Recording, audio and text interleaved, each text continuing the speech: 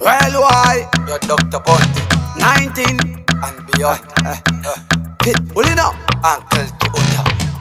Fane kodora vakaita banking kunge vari mubhazi rine mastanding odonedza kapena pamaranking ane maraimi yakapiwa mablessing zvinenge terabyte riri mukasing kunge muniga ane source and dripping vanava vanodonza tambo kunge g-string vamwe ndivana sakunda vane mafeeling hanzi uyu anenge mesi pamatricking iwewe unenge mesi ane g-string uyu alibad truly speaking vamwe ndivana shingluwa vana meaning andodzoka ere pabit kana kuti ndobaya repeat andodzoka ere pabit chipatani chacho chinodhura tarisa receipt andodzoka ere pabit kana kuti ndobaya repeat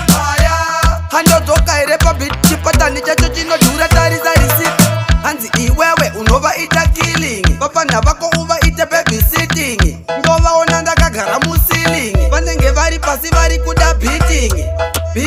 paneo beating hanzi izvi tazvida panika system ndobva ndati iwe unenge victim angoma dzavo madonanzi yasina kirimu inenge 2 chains haona bling bling shamwari dzinovaka dzakaita building ngoma dzavo dzakanyorwa nevarimi uchidzida wotogarira talking farming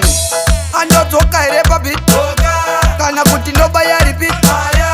andodzoka ere pabit chipatani chacho chinodhura tarisa receipt andodzoka ere pabit kana kuti ndobaya repeat